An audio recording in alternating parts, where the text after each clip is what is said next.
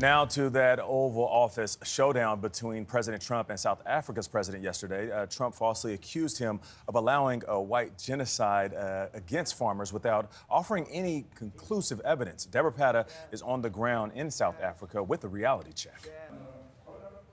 President Trump has stopped all U.S. refugee admissions except one group, the white Afrikaner ethnic minority that once led South Africa's brutal apartheid regime. The first group has already arrived in America, claiming they've been victims of violence and discrimination. Professional hunter Dolf Grobler hopes he's next. I'm worried that the genocide, which is currently mainly focused on white farmers, is going to spread. Claims of a white genocide are often circulated by right-wing groups, to put it into context, but are simply not true, said Afrikaner academic Piet Kroukamp. There's no sign of it, never has been. This is the land of milk and honey if you're white. More than half of all farming land is owned by 7% of the population, white South Africans.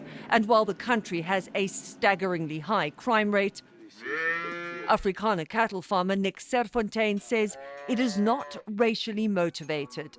I sleep with my doors open here on the farm. As die bek hier breed is, Serfontein is training a new generation of more than 700 black farmers. I'm extremely positive. And so are the young people in South Africa, the young farmers.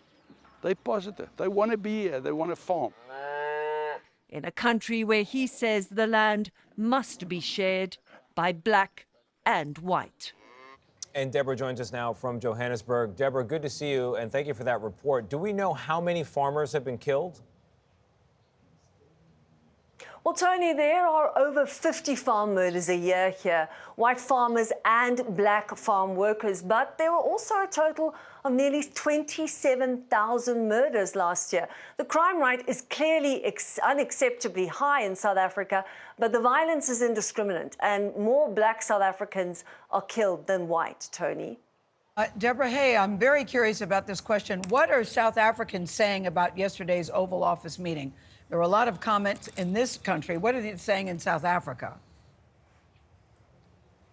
Well, Gayle, you've been here. You know South Africans often respond with humor. This is the country that gave you Trevor Noah, after all. And everyone's joking that they're surprised to wake up and suddenly find it's too dangerous to go outside because there's a white genocide. So there is humor and there is also frustration. As for Afrikaner farmers, most will say Uncle Donnie, as they call President Trump, is being fed a false narrative. They're quite happy here, and they've got no intention of heading for the U.S., Gayle. All right, Deborah Patta, Uncle Donnie, that was not a phrase I'd heard before. Thank you very much.